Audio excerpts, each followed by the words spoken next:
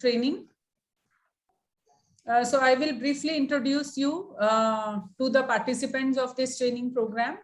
So Dr. Shivendra Kumar Shrivastava is working as senior scientist at this institute, and he graduated from Pantnagar University and PhD in agriculture economics from IRI. He is a 2007 batch of ARS and joined ICR in 2010 in 19th Focus batch. So prior to joining this institute, he also worked at Indian Institute of Water Management, Bhubaneswar, Odisha. And he holds faculty membership also in IRI. Recently, he completed his 2-year deputation period at Niti Aayog with Professor Ramesh Chand, and his research interests include sustainable agriculture production and food demand analysis. He has got many awards and recognitions also at this age. He got first rank in All India Combined Examination for Admission to Master's Degree Program in Social Science and Agribusiness Management Group, and awarded with ICR Junior Research Fellowship. He got gold medal for his outstanding academic performance, MSc degree in IRI, first rank for PhD admission in IRI, first rank in ARS exam in the subject group of Agriculture Economist, got R.T. Doshi Foundation Award for best paper published in Economics Research Review, and also got Best Paper Award in National Seminar on Water Use in Agriculture Challenges Ahead, and Dr. J.S. Pruthi Award 2013 for his best paper published in Journal of Spices and Aromatic Crops. Again, one more R.T. Doshi Foundation Award for best paper in Agriculture Economics Research Review, Young Agriculture Economist Award for outstanding contribution in agriculture economics, and Young Scientist Award for the biennium ending 2019-20 of NAS. So he has got foreign exposure of Cornell University, Bayers, Australia, Potsdam, Germany, where he attended 6th Indo-German Frontiers of Engineering Symposium organized by DST and Alexander Humboldt Foundation during May 22-25 in 2014. And he was a Niti Aayog representative also to FAO, Italy, for global conference on global strategy to improve agriculture and rural statistics. So he has published a lot in very good national and international journals.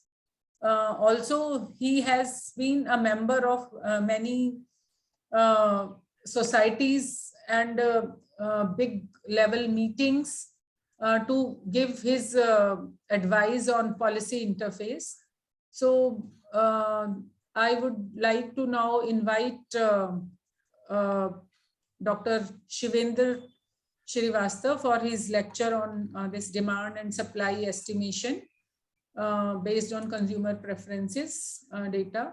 So thank you very much, Shiven, for joining us and agreeing to deliver this talk on this. I'm sure this will be very beneficial for economists, especially young economists, and also for others to know how these things are estimated and the science behind estimation. So thank you very much.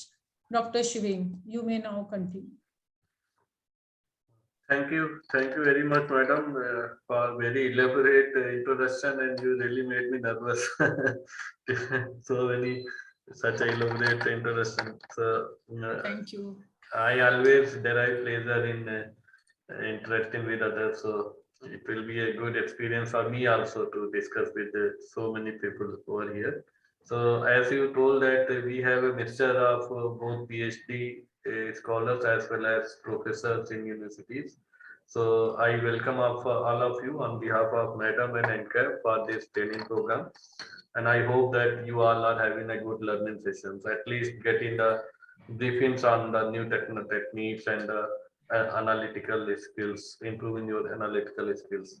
So I have been told that I should discuss with you on some of the demand estimation techniques. So I thought that let us have a flavor of both the theoretical aspects as well as then some demo or the hands-on with some one or two techniques, so that we can get to know that how the theories of demand and consumer that preferences and consumer behaviors have been evolved over time, and then what are the applications of those type of things, what are the applied part of that, because I personally feel that there is a lots of deviation in theoretical aspects, and once we apply those aspects and actually quantify the any phenomena, that makes it's totally different many a times. So we'll see that if we can bridge a gap between the theoretical and applied aspects of demand analysis. So I may request you that if you'd like to on your camera, so that it will be good for all of us. So have at least we can have a eye contact with all of you and see that you all are active on this training program. So can I share this screen? You can.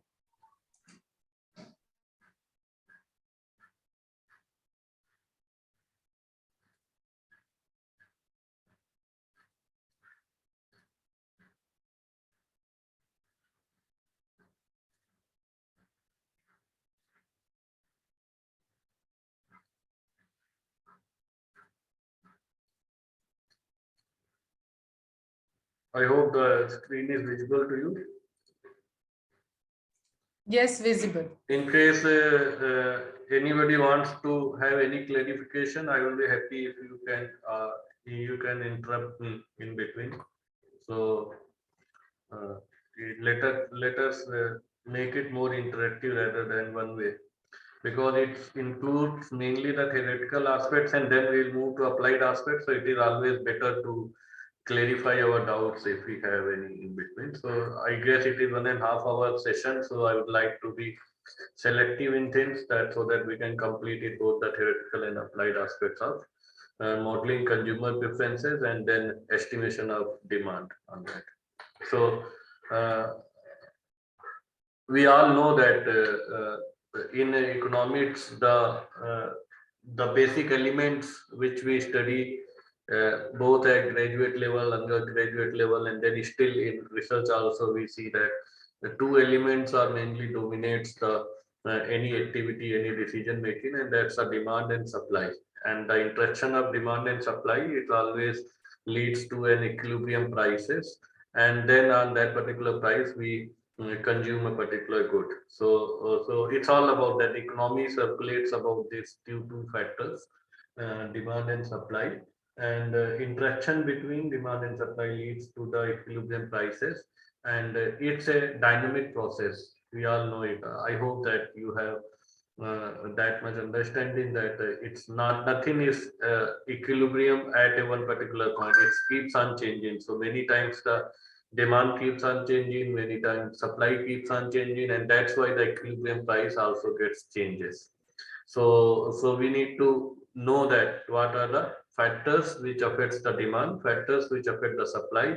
So if we really need to have some interventions, or we really need to understand how the things are changing place, so we go into deeper aspects, that how to understand the factors determining supply or the factors determining demand of those things. So for example, you can see that if in case if in a market we have the excess supply of a particular goods per se, so in that case the prices of that will decline, and with the decline prices the supply will contract, and less with the less prices then demand will start rising, and ultimately it will lead to a new equilibrium at that previous price or some other prices, that equilibrium. Similarly, if we can see that in case there is excess demand, so the equilibrium price may go on, or price may go on increasing, and with the increased price, that over a period of time, supply may also be responsive to the increase in prices, and then we can have a new equilibrium at a new some price level. So it may be either due to excess supply or the excess demand or the less supply or the less demand. So we can see that prices keeps on changing in a market. Sometimes there may be a changes in both the demand and supply, and that's why the equilibrium may be keeps on shifting from one time to another time, or at the same level also, if there is a similar change in demand and supply aspects of that. So these are some basic aspects. Why I am saying is that before we go into deeper aspects of demand analysis, we should be able to know that what are the applications of this particular concept, that why exactly we need to worry about understanding this particular concept. So we do need to have and develop an understanding about demand, because it is one of the most important dimension or the element in the economic theory. So practically, if you see that there may be different subcategories in supply and demand. In supply, majority is from, for example, let's talk about some food items. That supply of food items primarily comprises about production. Then we can also have some import, and then export also leads to the changes in the supply. Then there is some stock variations like public and private sectors, so that we sometimes we do not consume everything, we store it, and then it creates a supply for the next season. So these are the three basic elements. If we have a summation of these things, we can probably get a total supply: production, import, and stock variation.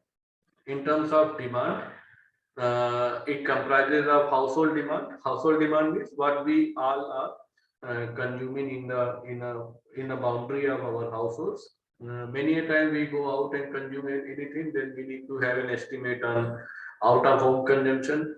Then we also use a part of total demand as a seed, feed for the animals, seed for the crop production, or the wastages are also has to be accounted, because a substantial portion of the total production goes to the wastage.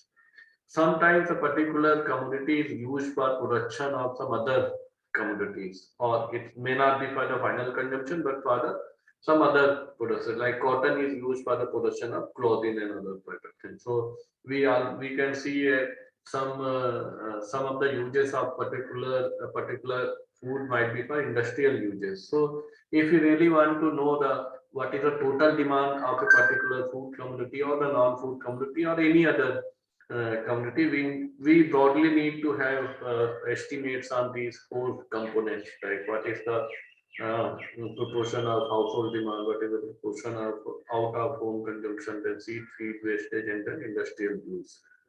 This composition, you need to know that will keeps on changing depending upon the food item. It will never be same. Like for example, that perishable commodities, fruits, vegetables, probably wastages component may be a bit higher as compared to others.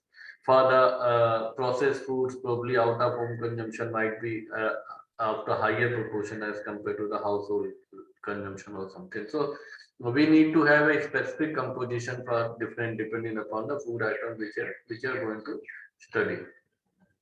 Let me come to some of the very basic aspects of demand, and we all probably, whether we are economist or extension or agribusiness, I'm sure that everybody might have read in their undergraduation, or they might be teaching, the professors must be teaching to their students that some of the basic elements of this or the concepts of this particular demand. One is the want, or we say it as a desire to have a particular good or commodity or a particular service for the existence, for the efficiency, and for conventional or the social cultural things are also there.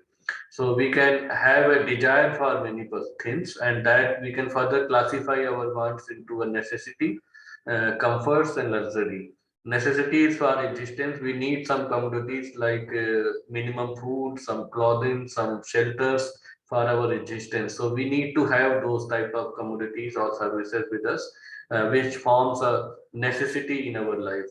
Once we have fulfilled our necessity, that existence need for existence, we probably go for some those type of commodities to improve our working. For example, we need LCD projectors or some whiteboards in our classroom as compared to some other conventional or traditional devices. So that we can improve working on the our activities. Or for example, now we have sophisticated models or the softwares with which we can easily run our models as compared to the earlier days where everything used to be done manually. Then there is a necessity of some conventional things. Means for every society we have some socially accepted, appropriate norms. For example, we do have the same dress codes for this military dress codes for police or school going students, and then those things are essential, and we have a want or desire for those type of commodities.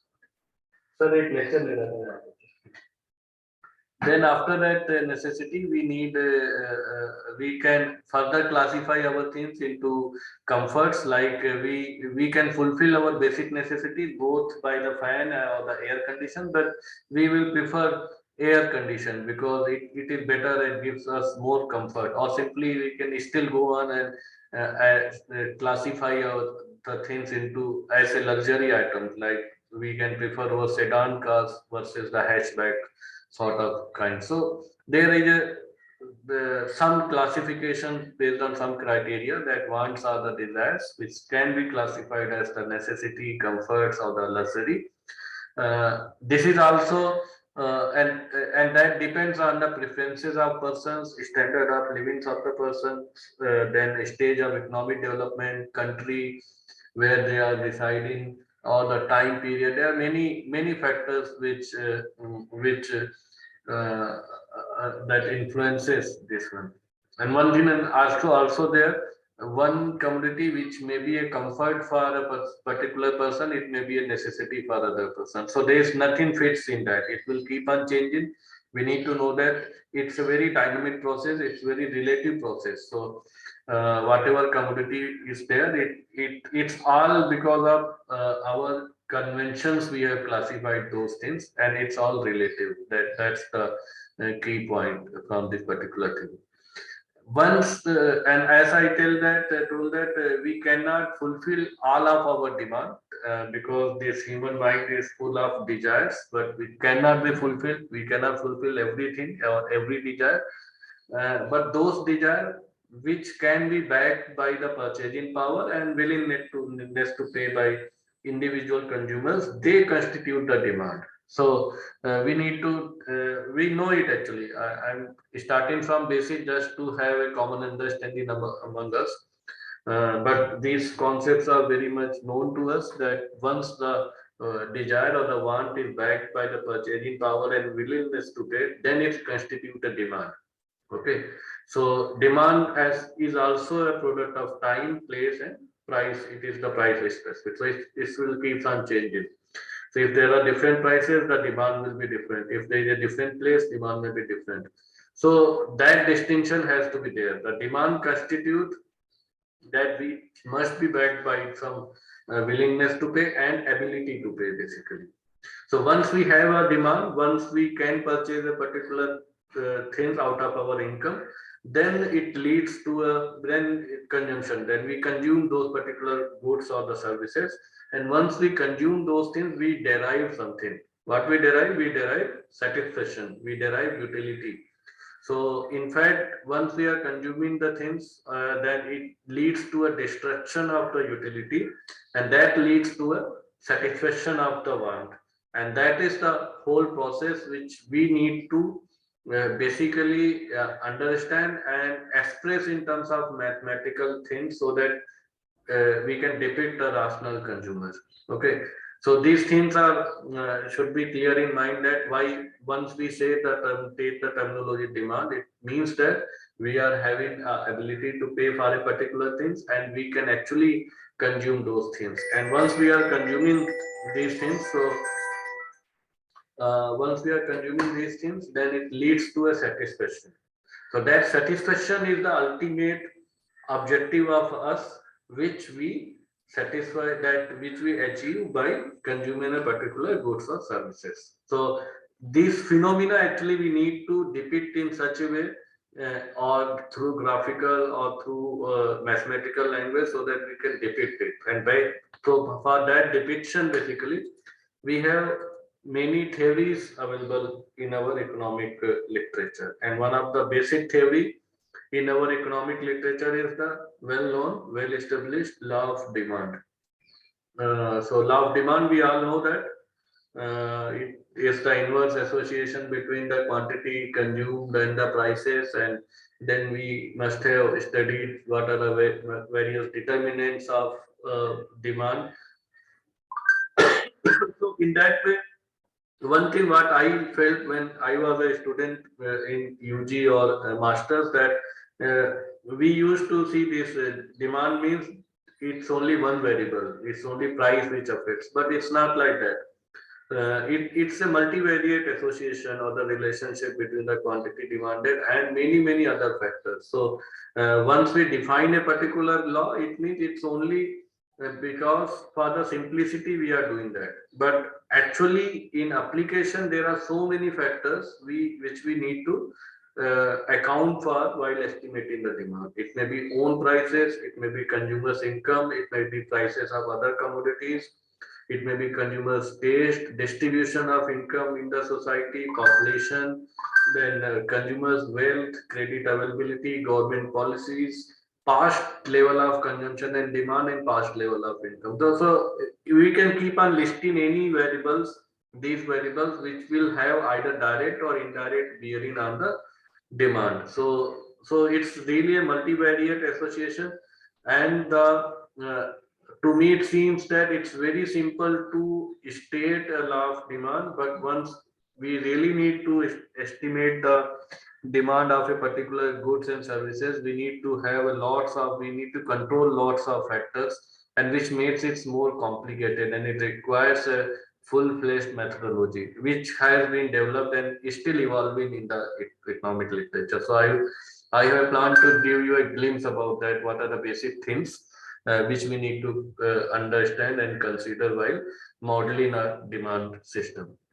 Uh, there is a traditional theory of demand, and there are so many updates, so many advances on the theory of demand. So I will not go very much deeper because we have only 1 hour time. So traditional theory of demand has mainly 4 determinants, like price of a commodity, other prices of other commodities, income, and taste. And when we that state association between price and quantity, we assume that we are keeping other factors as a constant.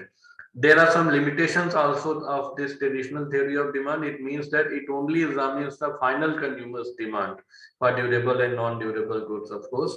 It does not consider the demand for the intermediate goods. As we know, as we say that we have many goods which are used as a raw material for producing some other goods. So this traditional theory of demand does not consider this intermediate goods. So it considers only the behavior of the consumers for the final demand. So, this over a period of time, this consumer demand is just a fraction of the total demand. So this traditional theory is lacking into this particular aspect, that it does not gives us an estimate for total demand for a particular commodity, particularly for intermediate goods. Then it is a partial approach. It means that it excludes other markets, and it talks about only one market at a time. So interaction with other markets is not that core subject of this traditional theory of demand. And finally, it assumes that firm sells products directly to the final consumers and not to the some middlemen and those type of things, because nowadays that is not applicable basically. So within a theory of demand, we have a theory of consumer behavior or the consumer preferences, because once we talk about the final consumer, so we should have some assumptions, we should have some tenets which forms a theory of consumer behavior. So it is also important because whenever we will be talking about the market demand, it's nothing but the summation of in demand for individual consumers. So this particular theory of consumer behavior assumes that a consumer is rational in approach. So we don't have any theory for irrational consumers. Rationality means consumer will take any decision based on an expected direction. So that's how we mean by a rationality. So in other words, we can say that given a level of income and given a market price for various commodities, he will always spend his income in such a way that it will attain its achievement, its outcome, and in that outcome is satisfaction or the utility. Okay, so given a constraint, here constraints are he is having a given level of income, prices are also treated as given, then he will behave rationally and spend his income or allocate his income or the expenditure among various goods or the services in such a way that he will always try to attain the maximum possible satisfaction. And this is the also known as the LCM of utility maximization. So this particular phenomena is the crux of the theory of consumer behavior. And most of the time, what we are doing in modeling aspect is that trying to depict this particular phenomena and basically trying to what we say represent this rationality behavior through the mathematics or the mathematical equations and solving it through the statistical modeling like econometrics and those type of things. So this is the thing that how we derive and have a basic philosophy about the estimating the demand things. It also assumes that consumer has a complete knowledge of all the available commodities, uh, their prices and his income. So this is the basic assumption that we this theory assumes very strongly that consumer must have a complete knowledge, because until unless he will not have a complete knowledge, how he will allocate his income among the various commodities. Until unless he will not have knowledge about the prices, how he will be allocating this, making this allocative decisions and those type of things. So these are the things which we need to consider while formulating our problem or the models. Then for the decision making, the consumer must be able to compare the utility. So that's how once we'll be able to know that this utility from this combination of goods and service is better than the other, then only we'll come to know whether we are maximizing or minimizing or what is the level of utility we are deriving. So these are the basic tenets, and for that, that economic theory has different approaches which have been evolved over a period of time. We all know about the cardinalist approach, in which that is a basic theory which shows that, which assumes that the utility or the satisfaction which we derive by consuming a thing, it can be measured or the quantified in terms of utils, in terms of money. There are different many theories. I will not go into that. And then another recently came, then after cardinalist approach, it came the ordinalist approach, which says that utility, we do not need to assume that utility can be measurable. It is not actually required, because it's really very difficult that we cannot assign or we cannot quantify the utility, or what are the standards or the tools to quantify the utilities are all objectionable over a period of time. So we have the full-fledged theories on that.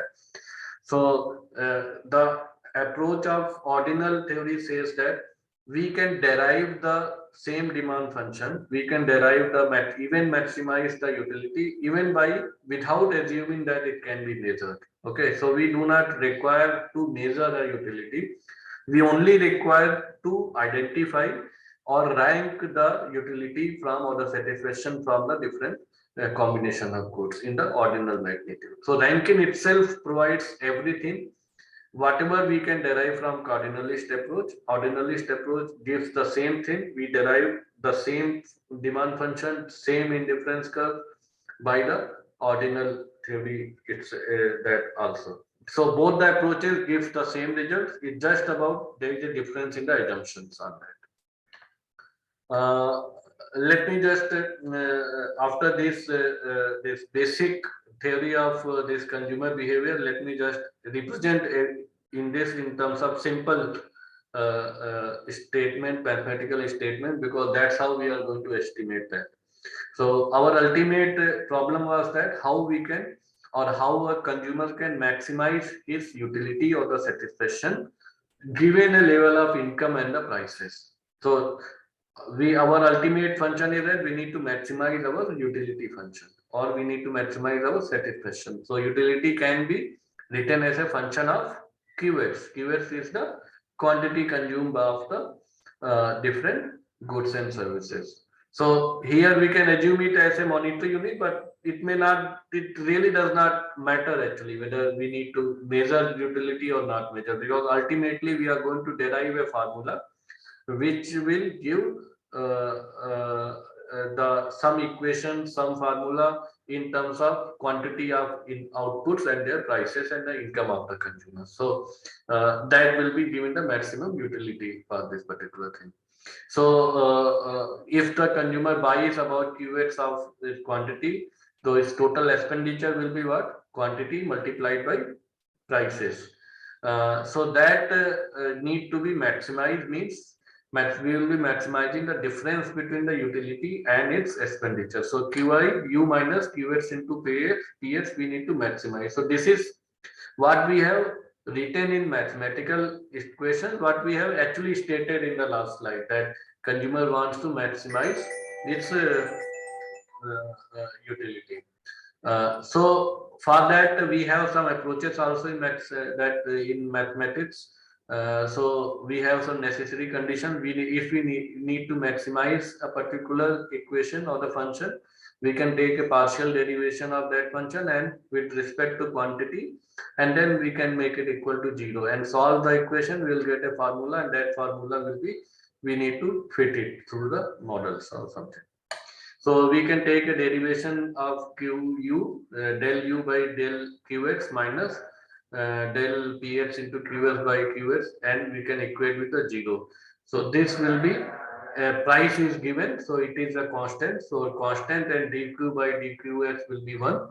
And so dQ by dQs equal to price, or this is the marginal utility itself. Change in utility due to the additional change in the quantity consumption is nothing but the marginal utility. So marginal utility equal to prices. This is the basic equation in the demand theory or the economic theory which we have read, which equate the marginal utility with the prices, or ratio of marginal utility and prices should be equal in all the combinations, and that will be the equilibrium, state of equilibrium. So this is a theoretical aspects of that, how we have depicted the consumer behavior into the equations. Any question till now?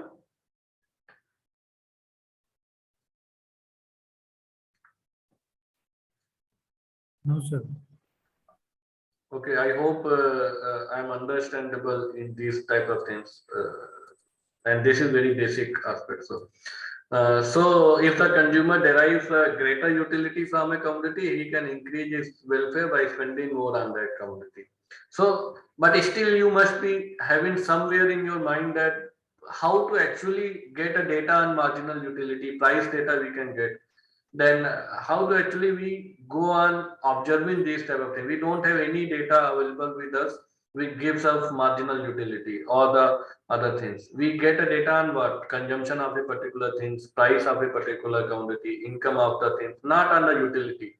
So ultimately what we are going to do is that we are going to derive the demand functions out of this particular framework. So in microeconomics, you must have noticed that you must be deriving the demand function from the utility function by having a particular assumptions of price equal to mu, and then deriving that curve. That curve itself, we need to write it and solve it in the software. That's the basic thing which we need to do in the demand modeling. So, but before those things, as I said, that we need to portray the rational behavior of the things. We need to represent the utility functions in terms of mathematical language, and we need to derive the well-behaved demand curves. For that purpose, we need to assume things. So this, you take any theory, you take anything, it has to be backed by, it has to be based on some assumptions or the axioms on which only, if those axioms are true, then only whatever output you will get out of your model will be true. Otherwise, it may not hold true in that. Okay, so we need to have some understanding about what are the different assumptions behind any model or something. So I will just quickly go through these assumptions so that we can go and address that hands-on training on that. So first of the preference is that, like we stated in the theoretical aspects, that consumer know everything. He has a perfect knowledge about everything. So it means that he need to that prefer well, he need to know all the options of his preference ordering or those type of things. So suppose there are two bundles of good A and B, and then consumer knows it everything, whether he has to prefer A over B, that A prefers B, or he has to prefer B over A, or he is indifferent between A and B. I means indifferent.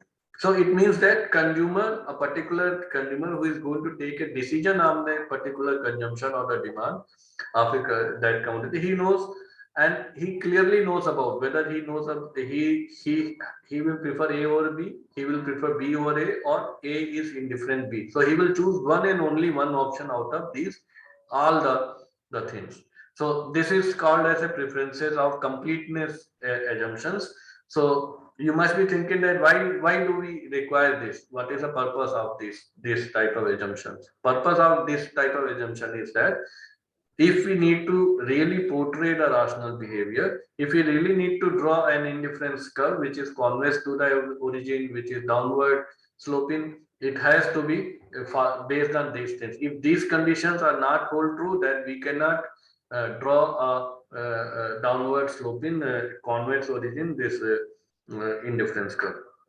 Then second assumption which must fulfill that preferences are transitive. It means that if a consumer prefers A to B, and then if he prefers B to C, he cannot then he will always prefer A to C. Okay, these are the transitivity. So this transitivity means that he can take a decision, and that decision cannot be hold back. Means he cannot if A is preferred over B, B is preferred over C. So A will always be preferred over C. It's not like that the C will be preferred over A. Otherwise, it will not be a rational choice of a consumer.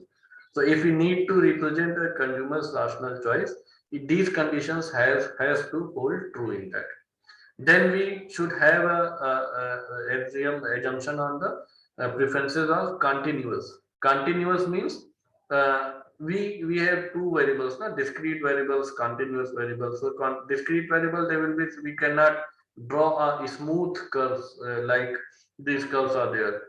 For that we need to have continuous variables, which so for that the assumption is that if A is preferred over B, and if C a combination lies in a epsilon radius, means very close to B, so A will also be preferred over C.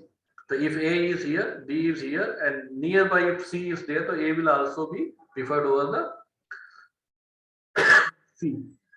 So these are the things actually are the assumptions, and if we need to derive the things, write a good function, then these should be fulfilled. And once these conditions are fulfilled, then we can have a well-defined utility function and an indifference curve that cannot cross each other.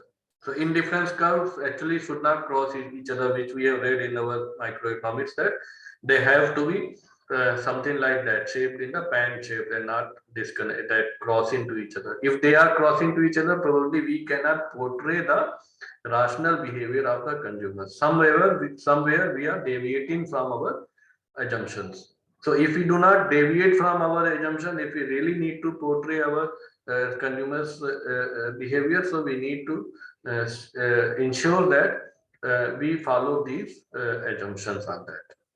So we all know about the definitions of indifference curves also, that indifference curve is the locus of consumption bundles that generates a utility level of same utility level. So utility level will be same on this IC1. You choose any combination of commodities X and Y, it will be given the same utility. So now based on the budget constant and the income constant, that consumer can take a decision on which combination which he is going to see. If he moves on the upper indifference curve, utility keeps on increasing. So this is the indifference map, and on this indifference map actually consumer has to take a decision what should be the combination of commodities he should choose actually. So before choosing a particular combination of goods, he should be given a that black box, no? And that black box is the indifference curve or indifference map. And for making a good, well-behaved indifference map, we need to follow those theoretical tenets, and that's why is the purpose of this particular we are talking. For example, let's see that whatever we are seeing that I have told that we cannot have indifference curves which are what we say this like crossing to each others. Okay, so let's say that why it is not possible, whatever I have said, that why there should we should have a well behaved this indifference curves. So if we see this suppose this is a two indifference curve and we have a bundle B A combination of commodities at point B, point A, point C and point D. So here what is that? A is on the upper indifference curve. It means that utility derived from the A will be higher than B. So A will be preferred over B. Okay. B and C are on the same indifference curve. So consumer can choose either B or C because both the combination of goods will give the same consumption level or the same satisfaction level. Okay. So we what preferences will have? A will always be preferred over B because A gives the higher utility and consumer's rational choice is that he will always try to derive the higher utility. So he will choose A over B. Between B and C, he is indifferent. A consumer may choose either B or C. Then if we see the difference between C and D, here C is on the higher indifference curve as compared to D. So C is always preferred over D. And then we have D is indifferent over A. Means A and D are the same and C are the same.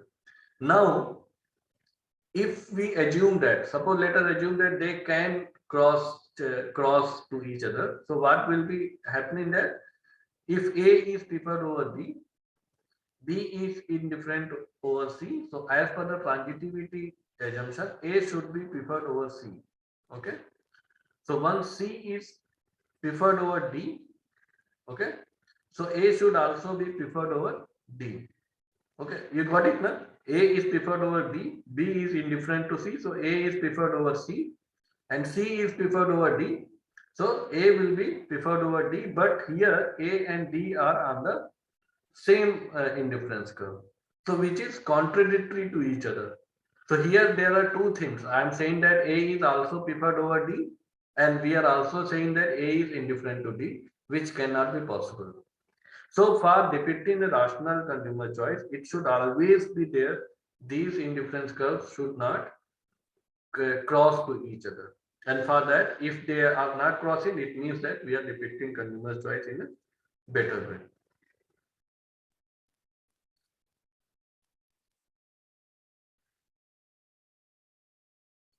Somebody saying voice is not coming. So am I not audible?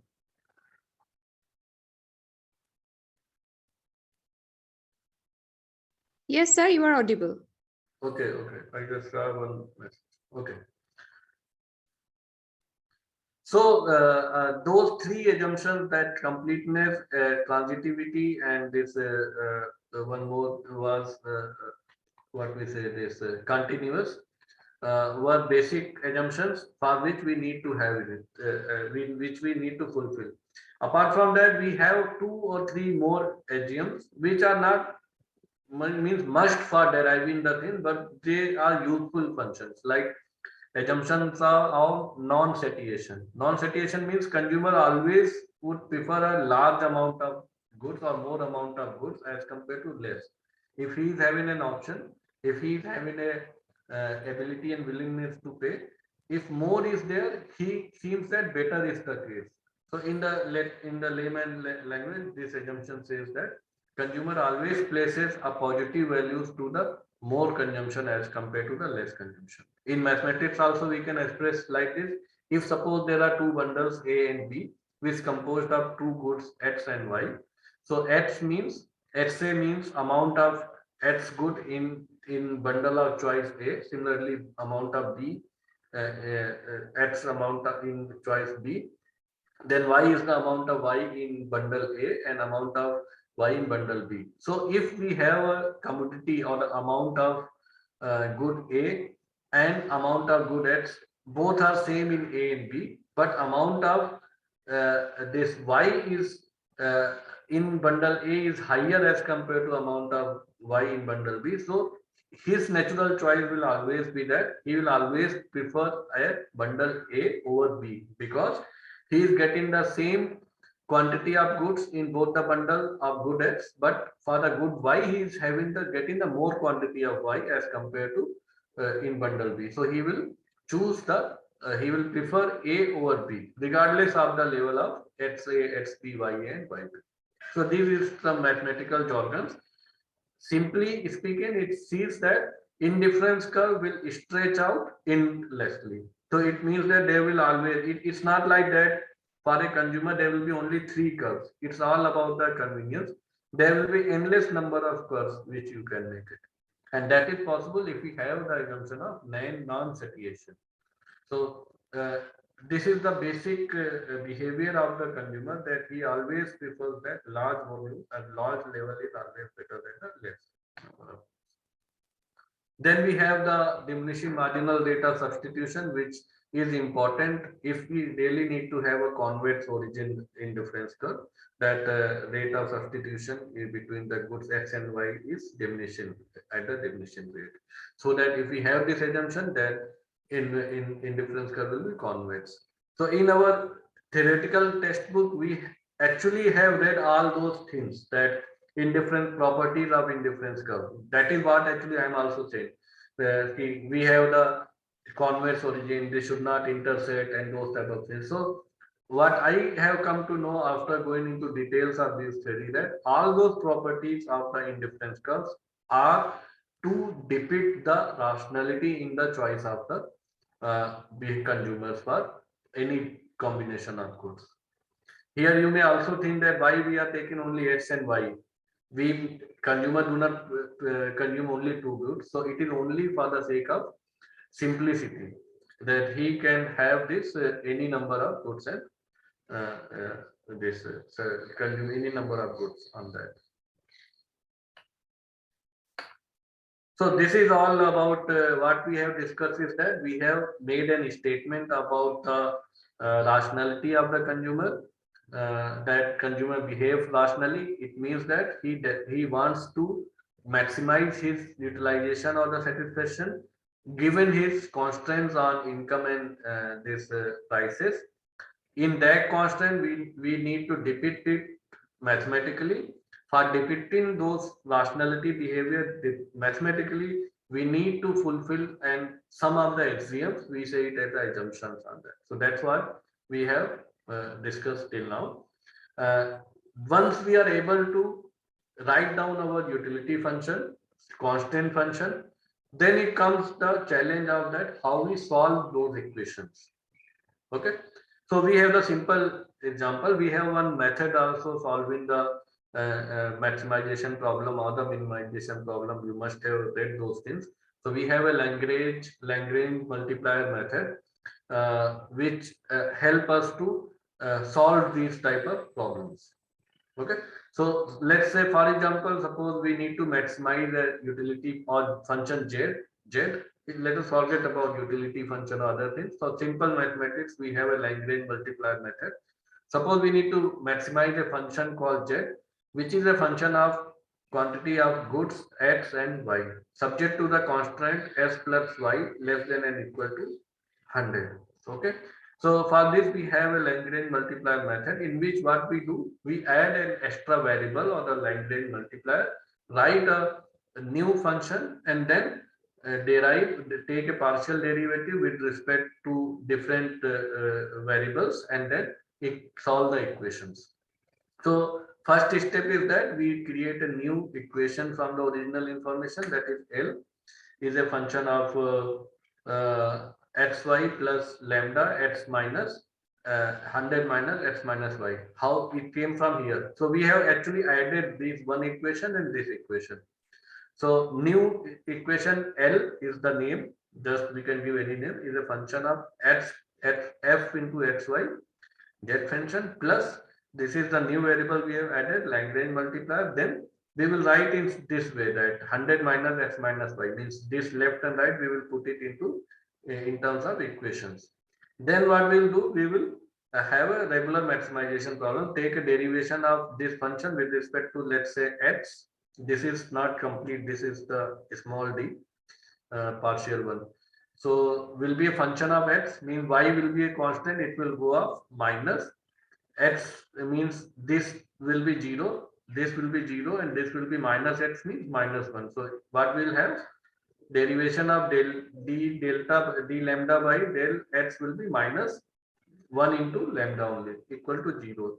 Similarly, we will take a partial derivative of this function with respect to y, and then it will be function of y, x will be constant, so it will be 1 minus plus, it will be plus but multiplied by minus 100, it will be 0, oh sorry 1 minus, it will be 1 and then it will be sorry, it will be 0 and then it will be what we say minus 1 into y, so it will be lambda 1. Similarly, once we are taking partial derivation with respect to lambda, this will be 0 and this will be 100 minus x minus y. Once we have these three equations, we always have a procedure in mathematics for solving the simultaneous equations. So those simultaneous equations will be solving and getting the value of x and y and lambda. This value of x and y will give us a maximum level of z. That is what we derive it in mathematics. So ultimately, our steps to address this problem is that first we will define our objective functions, constraints. Then we will solve those equations and derive the quantity of optimum quantity of the x and y, which will give a maximum level of z. This is the approach which we usually use in our utility maximization. Let's have an example on that. Let us write a function maximize u is a function equal to 4x square plus 3xy plus 6y square subject to x plus y equal to 56. Okay. So what is our Lagrange multi equation? Simple. 4x square plus 3xy plus 6y square plus lambda, will put additional Lagrange function and plus 56 minus x minus y. Then we'll take a first order partial derivative and set them equal to 0. So what will be the Lx equal to, means dl by dx equal to 4 into 2, 8x plus 3 into y, because x will be 1 minus this will be 0. This will be 0, this will be 0, it will be minus 1, so it will be minus lambda equal to 0, correct? Similarly, dl by dy, we will take partial derivation with respect to each variable with us, x, y and lambda. We have the 3x, it will be 0, 4x square means with respect to y we are taking, so this is the constant. Then it will be 3x plus 12y minus lambda equal to 0. And then it for this lambda we will have all these three equal to 0 and then 56 minus x y minus y equal to 0. So now we need to solve these three. For the solving, we know is that 8x plus 3y equal to lambda, 8x plus 3y equal to lambda, then we will equate this equal to this usual simultaneous equations, solving of this x equal to 1.8y. Then we'll put this x value in any one of these values. Let us put it in third and then we'll get the value of y. Once we have the value of x and y, we can always also derive a value of lambda also. So we have the optimum value of x, particular value of y, and these two value means 20 and 36. If we consume get a value, this 20 and 30 is the value which will give the maximum value of utility function. So that is the simple mathematical model which we need, which we use and apply for utility maximization.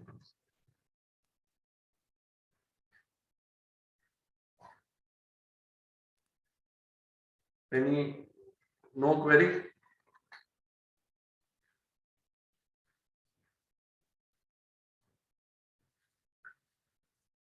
Okay, so let us put that mathematical equations in terms of our original problem, in which we want to use this Lagrange multiplier method in solving the consumer choice problem, in which what we need, we should have a utility function. For example, let's assume that we have a utility function of multiplicative type u equal to x into y, subject to b into px into x plus py into y. Lagrange multiplier will have it xy plus lambda b minus this into this. We will write it into same way like we wrote it earlier. We will get a formula for x, which is equal to b by 2px. Formula for y, b by 2py. What do you know this? What is this b? Let's say this is a budget, total budget of an expenditure. Total expenditure is what? Multiplication of price and quantity on various goods. Here we have only two goods.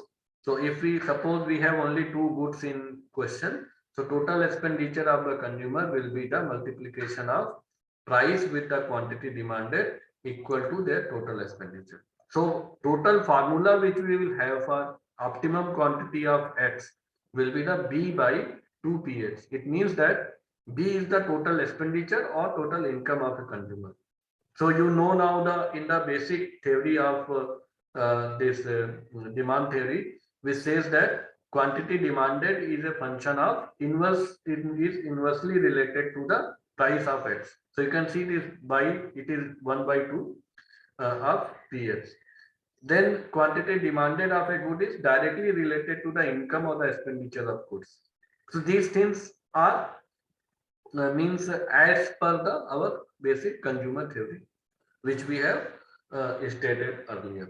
So if we follow this utility maximization approach, we will get a formula for getting or estimating the quantity demanded of a goods in terms of some other variables, like for example here we have price and the income or the expenditure, which will be as per the economic theory of demand, and that is what we needed. So now what we got a formula for, and that with the variable like x is the quantity demanded of a commodity x, quantity demanded of a commodity y. We have a variable b, we have a variable px. B is the income, px is the price. All these variables we can quantify, we can get the actual data on these variables. We usually get the data on these variables and then estimate the functions. We cannot get a data on the utility and those type of things. But whatever quantity we will assume, it will give the maximum level of satisfaction to the consumer. So once we have this type of formula or the functional form, whatever of that level of input of this food, we have this, this commodity level we have x and y, it will always give a maximum level of satisfaction. So by applying theoretical tenets into the mathematical with this, for example, this Lagrange multiplier, we will derive a formula which will be used for estimating the demand. So that is what theoretically we are shifting from theoretical points to applied aspects of those things. In economic theory, you might also have read about Marshallian demand function or Hitchian demand function. In Marshallian demand function, this we have this uncompensated income, or in Hitchian we have the compensated income. So compensated means you must have seen that derived is keeping the income level fixed at the same indifference curve and then deriving the optimum combination of goods x and y. So those things are actually we can get it here in terms of formula also, because here we have both the income and the prices. So once the quantity demanded is expressed in terms of both the income and the prices, we say it as an uncompensated or the Marshallian demand function. But sometimes what happens, we go for compensated income, means we deflate the income, we remove the income effect, and then we see what is the demand for that. So that type of demand function is known as the Hitchian demand function or the compensated demand function. For the compensated demand function, we have other sort of this derivation. You must have read in linear programming. We have the duality theory. We can always write a dual to the primal solution. So if we assume this problem is a primal problem, maximization one, and then the same problem can be written in terms of maximization problem. So this is the maximization of utility with respect to budget equal to Px into x plus Py into y. But here we can same thing, either instead of maximizing the utility, we can minimize the budget with the given level of utility. So either we can maximize the utility with a given level of budget, or we can minimize the budget with a given level of utility. So if we know this, what should be our minimum budget, so that we can derive the same level of, or define a given level of utility, we can solve the same problem with the minimization or duality of those type of things. So we can convert this maximization problem into the minimization problem, apply the Lagrange multiplier, solve the equation, derive the formula, and get a formula which will give us this is nothing but a demand function for the good X, demand function for the good Y, and we say it as a consumer's Hitchhian demand function or the compensated demand function, in which we have compensated the income of the consumer and put him on the same given indifference curve. So in that you will not get a coefficient or the thing for income. You will get only prices and for a given level of utility, which is utility 0, at which we have fixed. So this type of formula we get it from the minimization problem. So I am doing nothing. I am just trying to depict the things through the mathematical operators. If we need to derive a Marshallian demand function or the compensation uncompensated demand function, we will use the maximization problem. If we want to derive the consumer's compensated demand function or Hitchhian demand function, we will use the minimization problem. And because of these different approaches, different functional form, because this is just a one functional form. If we change this functional form, it will be different formula. And you know there are different functional forms which we can assume. We can assume the simple linear function, log function, which is Cobb-Douglas function, logistic, translog, quadratic. There may be many functions. So in literature, there are numerous several forms of models are there with the varying level of assumptions on the functional forms and type of demand estimation. So you need to choose one among whatever suits you, and but basic approach is either maximization problem or the minimization problem. So this is in general. I will skip it. Any query till now, that theoretical aspect, so that we can move to the second aspects of it.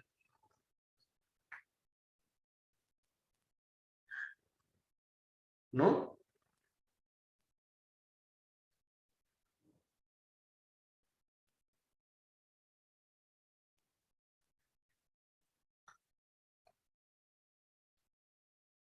No query, no nothing, no comments.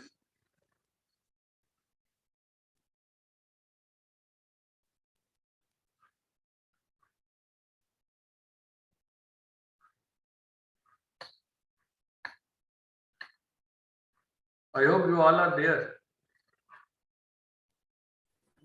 Yes, sir. Oh, at least respond. I should know that whether people are here or not, whether you are following it or not.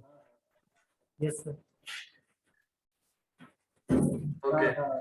Yeah. Okay then. So as I said, this we have this theoretical aspects, and then based on our functional forms, based on our maximization minimum, our approach, which we are assuming that there are so many models available with us. Some of the models do not take into account these economic theories, like simple time series model. We can take simple, suppose a demand of a particular product, one product, for example, milk is there, is a function of price, income. You fit a simple function, okay? You can get some elasticity and see that this is the demand model for this particular good. Single equations models are there.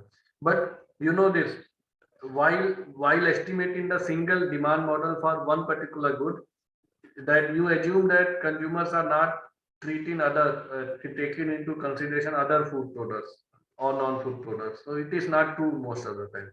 So we need to have a model which we can use it and simultaneously estimate all the goods into taking all the goods into consideration. So those type of things are there.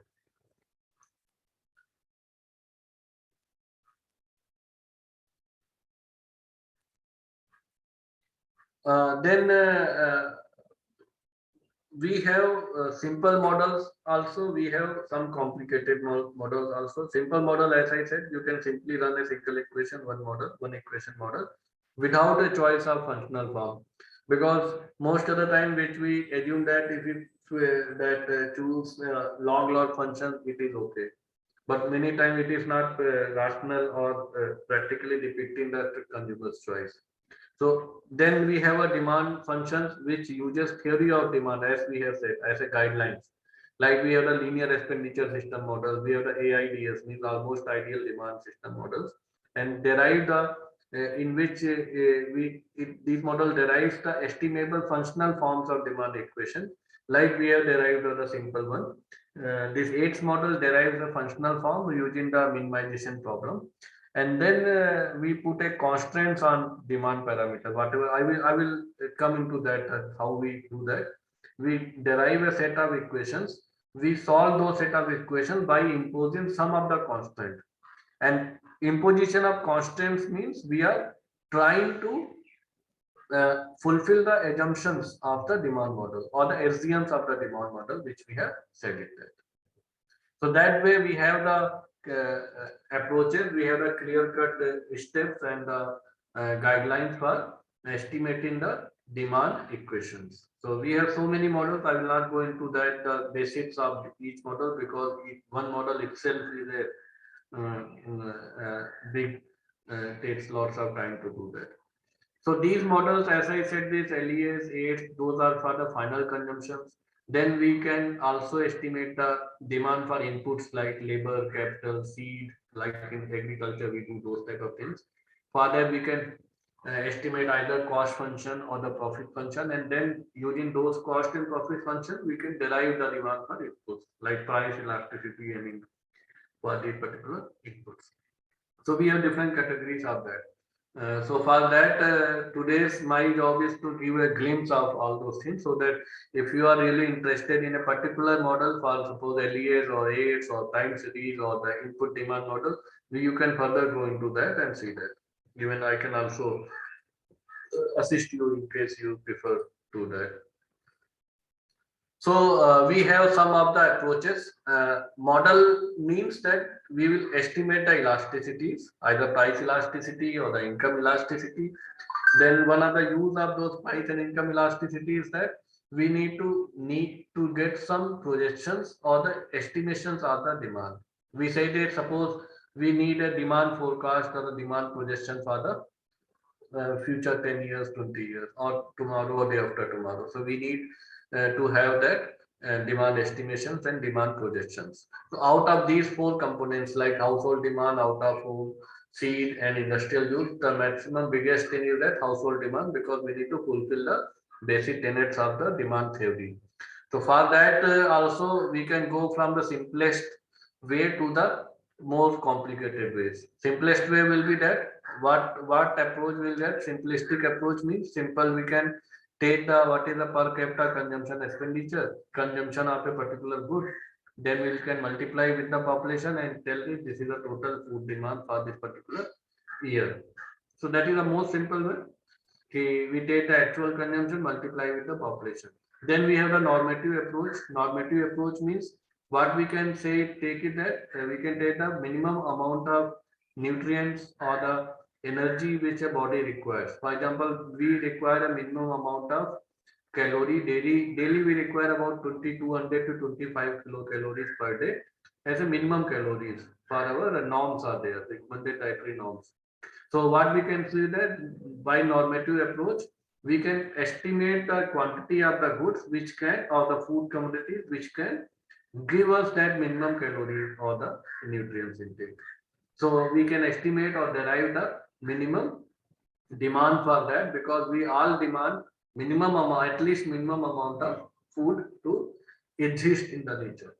So if we follow that approach, we can have a normative approach for that. And then most popular approach is the behavioristic approach, which is what we have discussed now, that we need to depict the rationality of the, or the consumer's choice or the consumer behavior of the what we say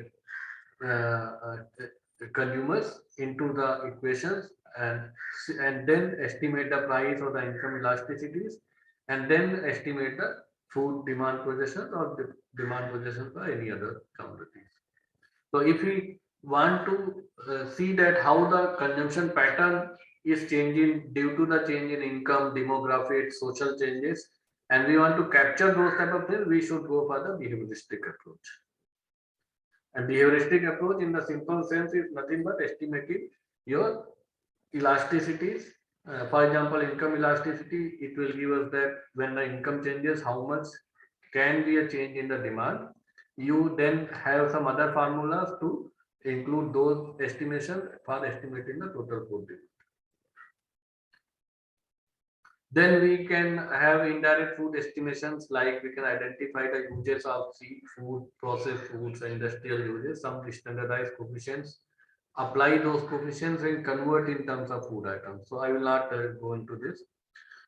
First, then we can add direct and indirect food and estimate a food demand estimation into. Sometimes we have some sophisticated modeling approach in which we need to have a framework basically. Why it is required? We have the multi-stage budgeting framework. Why it is required? Because as I said, we have the model for single equation, we have the model for multiple equations.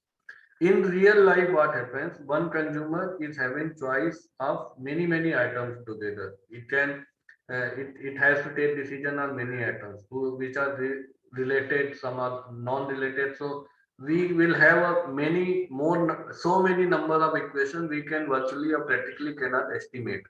So for that purpose, we use a multi-stage budgeting framework, which is something like that. Suppose this total consumption expenditure, we can always categorize into food expenditure and then non-food expenditure. We can have some more model for stage one, in which, let's say, food expenditure is a function of total income, non-food expenditure, demographics, and others. Then in the stage two, out of food expenditure, consumer can allocate among the cereals, pulses, egg oils, milk, non-veg, vegetable, fruits, because he has to consume minimum of each of these subgroups. Okay, so at second stage we will have some mathematical modeling. I will come to that. And then suppose, for example, we are estimating third stage individual pulses. Within the pulses, the consumer allocates among the gram, arhar, moong, urad, and others. So this way we can simplify our models. We can reduce the degree of freedoms, and we can practically estimate for that. So suppose if we are going to estimate demand models for pulses, for example, individual pulses, we can have it in have our estimation in 2 to 3 stages. First stage, we can estimate the total expenditure pattern between food and non-food, and then between the different subgroups of food item, and then within the subgroups individual pulses item. So that's how we go for this estimation. This is the just a graph that broader depiction in terms of equation. That first stage, suppose food expenditure is a function of income, prices of food, non-food, and demographic variables. Then in the second, suppose group-wide cereals consumption will be a function of prices of the cereals, prices of the pulses, and then estimated F. Estimated F means from the first stage, whatever will be the estimated coefficient, we will use that estimated coefficient here. So what is the effect of these variables in on F will be included in this particular estimated one. So then we will have the estimated CG, and then estimated CG we will put it in the third equation, estimated one. So that's how we have a system of equations, and that system of equations we will be then put in some restrictions for example, homogeneity, symmetry, and adding up. These three restrictions are added or constants are added so that we can have a well-defined demand functions. I'm sure that this will, for those who are new to this particular thing, will take some more time to understand. But let us understand what is the approach and idea behind these things, so that once you actually do this, you can go and get into more. What do you mean by homogeneity, symmetry, and adding up? So these all restrictions are just to portray the rational consumer behavior in terms of equations. For that, we do require these type of derivations and restrictions on that. Once we estimate these things, then what we'll do, we will have these formulas. These formulas are for each model. For each model, we have different formulas. So depending upon your model, you will have to choose the model and get the formula, and then estimate the whether you want to have the Marshallian demand, then you will use this one, uncompensated price elasticity. Compensated price elasticity means it does not have an impact of income, and this is the Hitchian demand model. And then the expenditure elasticity using this one. So W is the share of this particular equation, particular good in total budget.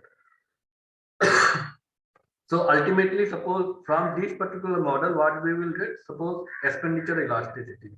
Then by using this expenditure elasticity, which is E, we can have a forecast of those demand.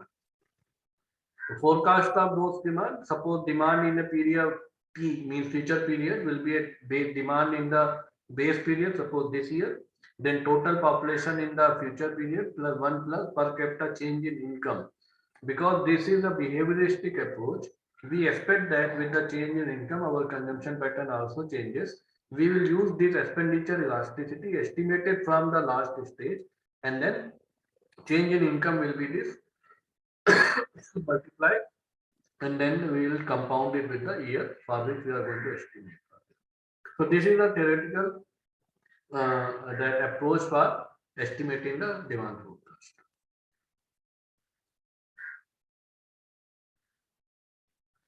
I have seen that Egypt used for more than 2 commodities.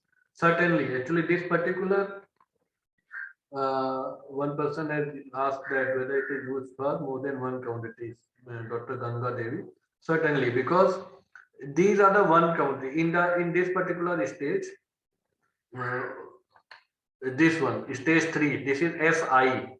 SI means there are more than 1 number of commodities. So whatever number of commodities you have, you will have that many number of equations. So here how many commodities are there? 1, 2, 3, 4, 5. So stage 3 you will have the 5 equations. The stage 2 you will have 1, 2, 3, 4, 5, 6, 7 equations.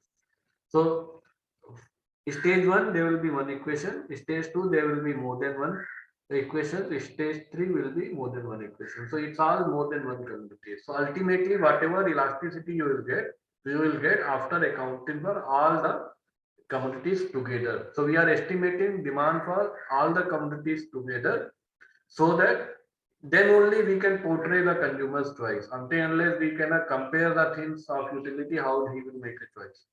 Okay, so that way it is for more than 1 commodities. So now I will what I plan that I can show you that how we can use this as a. We still have some time so that I can.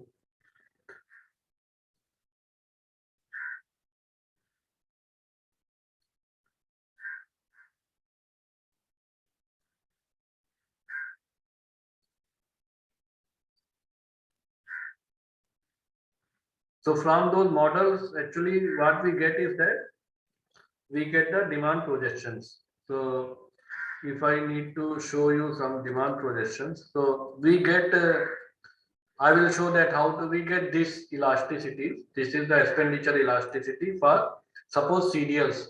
We have estimated only 2 stage function, first stage and second stage. And second stage we have used the cereals.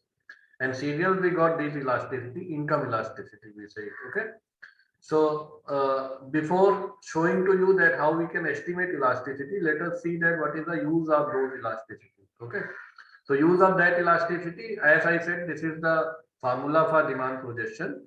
So northwest, what I did in one of the analysis that for rural urban, different regions of India, we have projected the demand for cereals. So using this elasticity and some other assumptions. Okay. So here we have 2004 NSS survey. Using the NSS survey, we have what is the per capita monthly consumption of cereal. In North, let's for example, we have it 12 kg per capita per month consumption. We can convert it into yearly basis. Then we have a population for the year 2011 for the future year. So I use the base year was 2004 and 2011 was the future year. Okay. So we can have a growth rate in population between 2004 and 11. We will use it later on. Then let's say population for the year 2016. This is the population growth rate between the base year and the 16. Then 20. Likewise, growth rate in population we can estimate. And then income.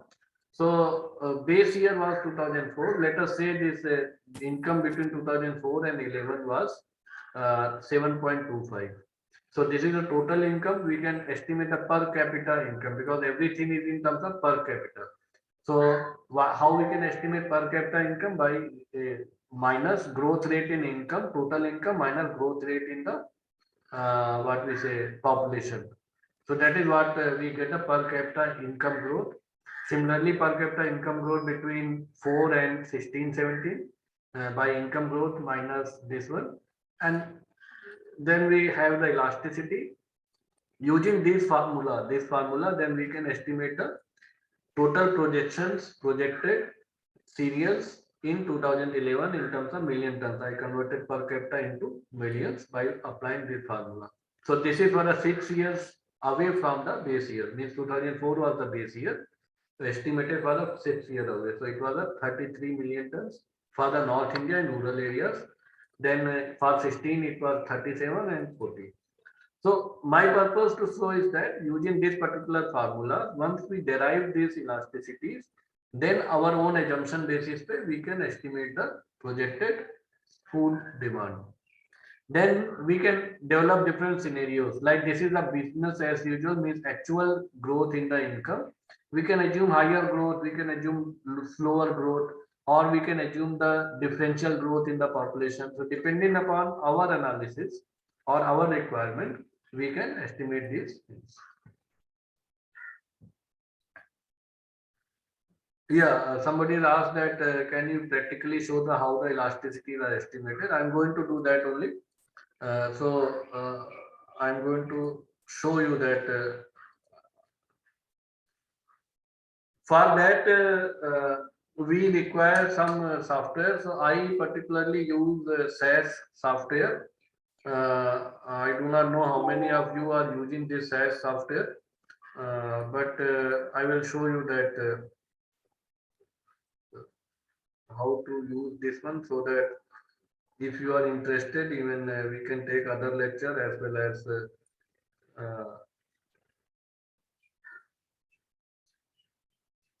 so this is the SAS software. Now I'm going to use some of the simple demand functions so that you can get to know that how it is being run on this. So in SAS we have different windows. We need to write programming for that. So probably I'm sorry I cannot go to tell you that how to write codes and other things. So that maybe we can discuss some other time. But at least my purpose is that if I can show you that how we can run the simple model.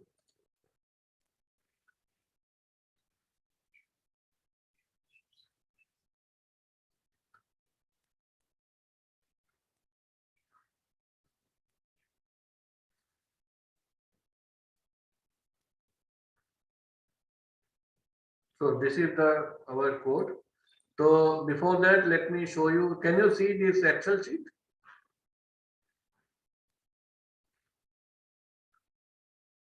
Can you people see Excel sheet?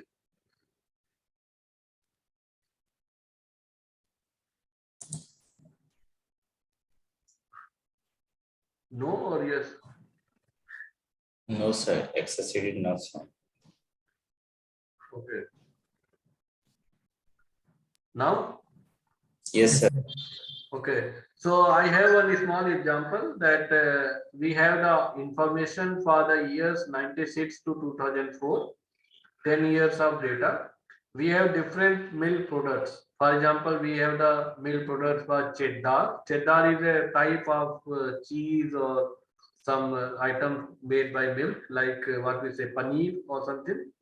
Then we have some processed milk or something. We have butter with us, and then we have milk. And this is the quantity demanded of each things, like quantity consumed. Quantity consumed for cheddar product is this. Quantity produced by processed milk is this.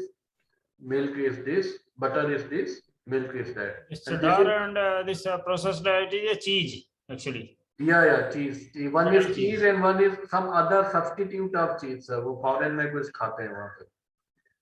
Then we have the prices of each this different products, like price of butter, price of cheddar, price of this and that. So simply, if you need to estimate total expenditure, which is synonymous with income, we can simply multiply price multiplied by quantity. So by doing that and summing over everything, what we will get? We will get a expenditure on total expenditure. Using this particular thing, now our thing is that can we derive the income elasticity and price elasticity of these particular things by using some demand models, simple demand models. Okay, this is our problem. So let me just go to this thing. Says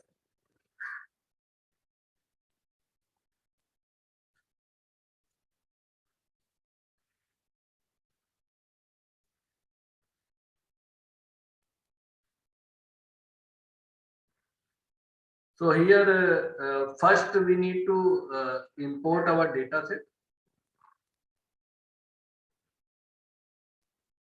Let me import it.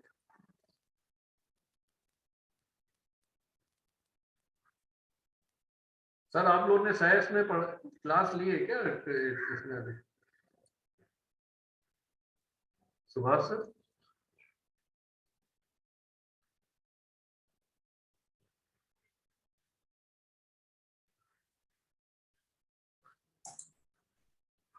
So, it takes some time to because it is shared and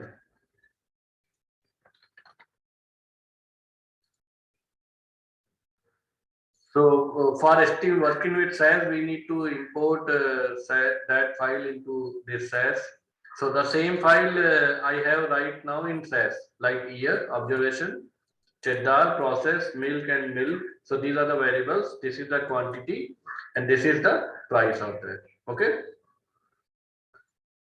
So now what we are doing is that these are the some set of demands.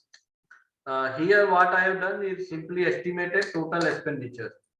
Total expenditure made by consumer is that quantity multiplied by price plus quantity of this product multiplied by price of this product, quantity of this multiplied by this plus butter and butter. So if we add and aggregate, it will be total expenditure.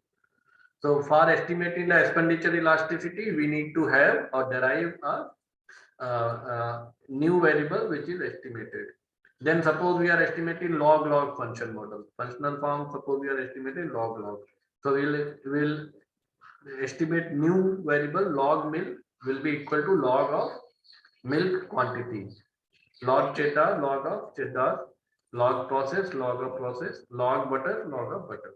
So if I run this, I will get new file named the dairy in which we will have these variables as an additional variable to each other. So if I select this and run this, this is the run button, submit button, and we'll get the new file here, and which will have earlier you had these files. Okay.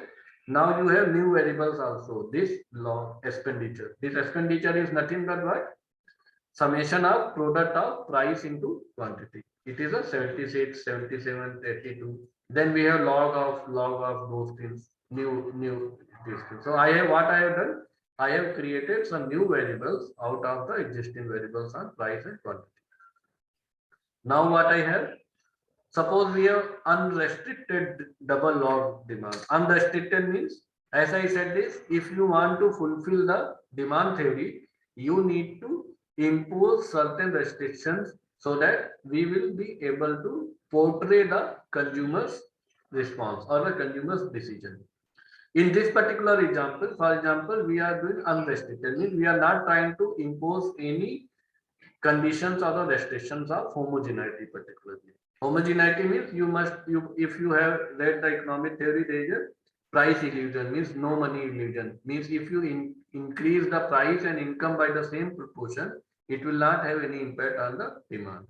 So I will suggest that these things actually we should know some more aspects of demand so that we can impose or not impose. So here we are not imposing, we are simply running a model using the data in this. These are the models for each equation. As somebody asked that, can we estimate model for more than one commodities also? Here what we are going to do, we are going to estimate demand elasticity for all the 4 items together. Okay, so here are our equations. First equation is that log milk means quantity demanded of the milk in log form is a function of AM, means A plus, we write it now, A plus BX plus C. So this is a coefficient of income. Then this is a B coefficient which we need to estimate into log of expenditure. So this coefficient will give the asset elasticity of expenditure elasticity of milk. BC is the coefficient which will give us the expenditure elasticity of cheddar. BP is the elasticity of this. Likewise, we can estimate the expenditure elasticity. Then for the price elasticity, we can simply run this one, means GMM, so GCM. So we need to estimate these coefficients for the price elasticity. So own price elasticity of milk will be given by GMM. Cross price elasticity we can also estimate by GMC. If we can estimate this coefficient, it will give the log cross price elasticity of milk with respect to change in the milk price of cheddar. Then price elasticity, cross price elasticity bill of milk with respect to process, and likewise butter. So we will estimate these things. Then we have some technical things like we need to define the parameters like AM, BM, we need to estimate. So we need to write it here.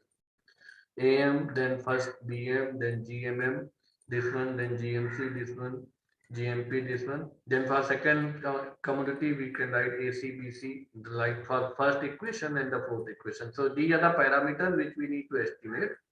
We need to define which this is endogenous, when is exogenous variables. Endogenous variable is log of milk, log of cheddar, log of process. For each, these are the endogenous. Then exogenous are all these: milk, this, milk price, cheddar price, process, butter, and expenditures. So these are the things. We need to fit this model using the simple. Let us see the simple OLS, and then save our estimates in some other things. So if we run this particular, we will get some estimates on that. It will take some 30 seconds or something. So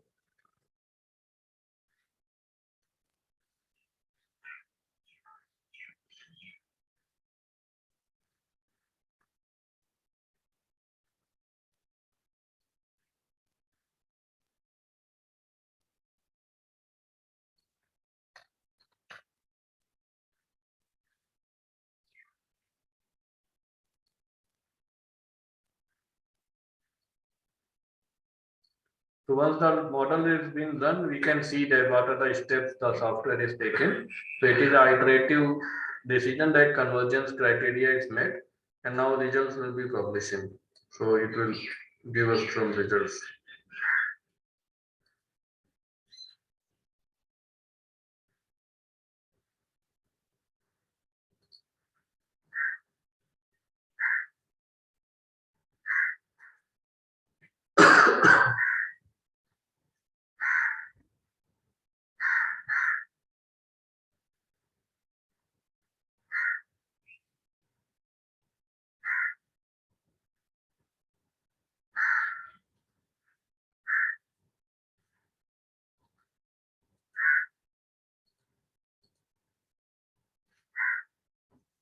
Till then, any question you can ask in case.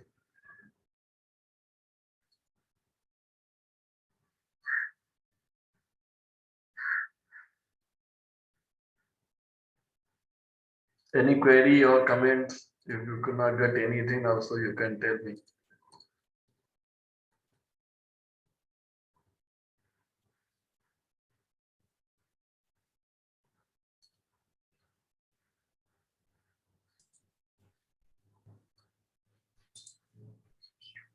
Sir, there is one question. Yeah, Answer. How much convergence level should we go for? it's all depends on your thing that there are some standards given in each software. SAS it's 0.001% change between actual and efficiency parameters. So most of the software is predefined actually. So now we get the results here. You can see. I hope that this screen is visible. Yes, sir. So we can see the whatever summary of the models. So model variables were 9. Total number of variables which have estimated is 9. We have this endogenous 4, means there were 4 products. These is the model variables. These are the parameters. 24 parameters have been estimated, which were there in the 4 equations, and number of statements were 4. So this is the form of the equation. This quantity demand of the milk is a function of this AM1, BM, and other. These are the estimated parameters for milk, then for cheddar, then this and this. OLS criteria met, so it means that we could successfully run the model. And then these are the some other parameters like R square, RPC, objects, and other things. Number of observations were actually really less. So this is just a demo example, so we don't need to worry. But 10 observations virtually will not get much of the things. Okay.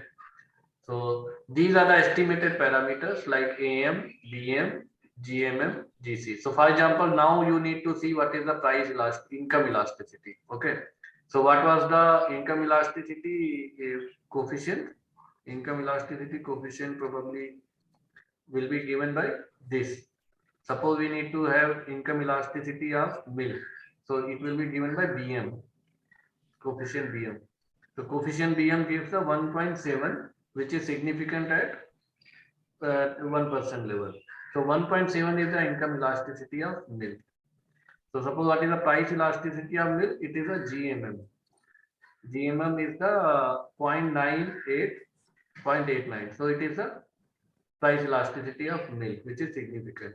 So likewise, we can have the different income elasticity and price elasticity of each one. So we know it through theory, we know it that income elasticity or expenditure elasticity is positive. For milk, it is 0.17, which is more than that. If price elasticity is negative, which is 0.89, which is significant. Okay. So that way we can estimate we can get this variable and take this elasticity from this particular model, then use this elasticity for other things. So this is the very simple model. This is just an overview of that. We have used the OLS. We have not imposed any restrictions. Suppose now if we need to impose a restriction on that. So restrictions in the means homogeneity is a restriction to portray the consumer behavior. We say is that we express everything in relative terms, means we will divide prices of every unit, every value in terms of prices of butter. It means that we will express total expenditure in relation to the prices of butter, price of milk in relation to price of butter, price of cheddar in relation to butter, price of process in relation to butter. So we will estimate these again variables and see that how it is done. And then what we have done, simply homogeneity restrictions means in layman I will tell that homogeneity means that if you multiply price and income, increase price and income in the same level, it will not have any impact. And this is a rationality behavior and this has to be imposed. That how we do it that is that we deflate in all the commodities in terms of with price of any one commodity. Then we run these type of things. Okay. Then once we are running is that we will run this model, and then I will write it written an IML command. It is whatever, suppose this is for in this format, for expressing it in some other format, I can run it in, write it in IML. I will not go into IML because it will, we have already exceeded our time. Okay. So I will just quickly run it and show it to you that how it has run it.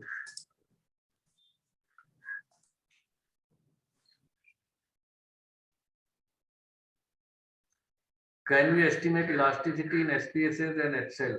You can run it simple models in Excel, of course, but for this estimating different models for the means more than one commodity, you need to write codes for that.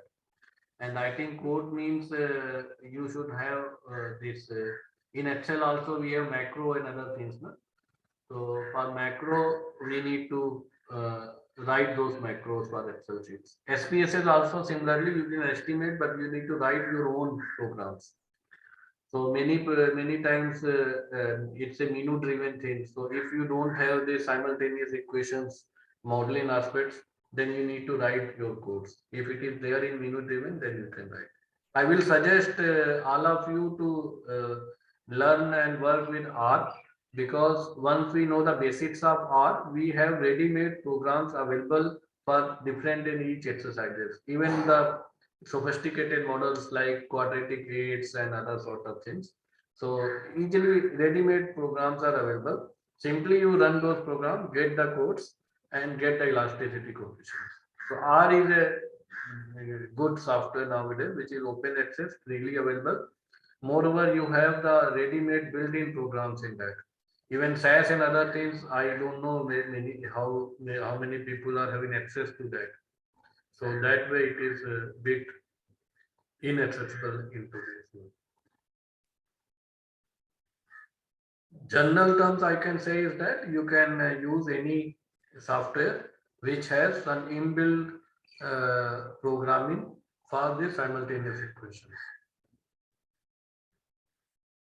It will just take one more minute so that we can.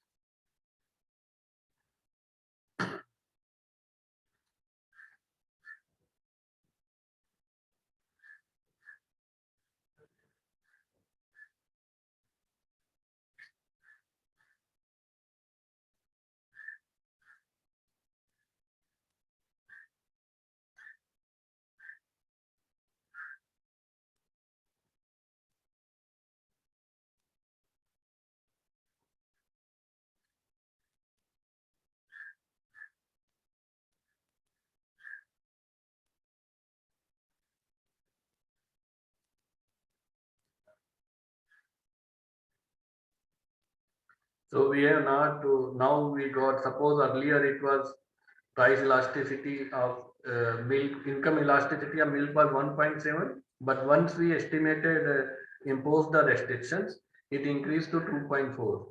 Okay. So if I convert it into some table form, you can, yeah. So this is the price elasticity, this is the income elasticity. So income elasticity of milk is this, cheddar is this, processed milk, butter is that. If you ask me interpretation of that, I will not agree with this elasticity, because processed milk should have the higher elasticity as well as the raw milk products. But it's all about data actually. So let us not worry about what value we have got, but actually we got the expenditure elasticity. These cross price elasticity, it is a own price elasticity, all negatives, which is good sign. Means own price elasticity of milk, cheddar, and this is given by this center origin, this what we say, this line. And then we have cross price elasticity of milk with respect to cheddar, processed and milk, and this stuff.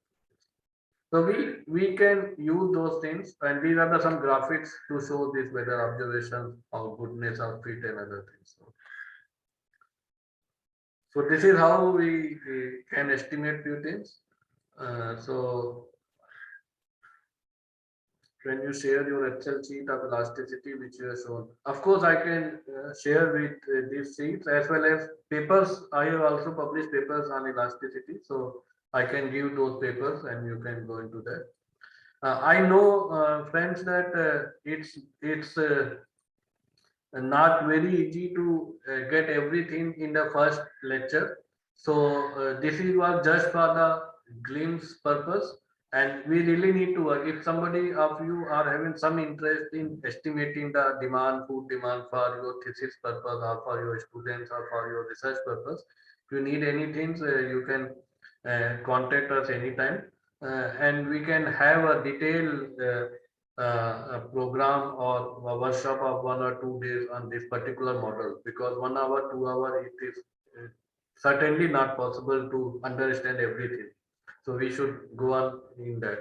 So what I tried today is that to just give a glimpse of the theoretical aspects and how we can have a transition from theoretical to applied aspects, estimate those things, just to show that. So don't worry if you feel that I could not get anything, because it's just the first thing. So if you could, if it could create some interest to you, then we can still work out on one-to-one basis or some other workshop or lectures. So thank you very much. I hope you could get something out of this. Any other questions or comments are most welcome.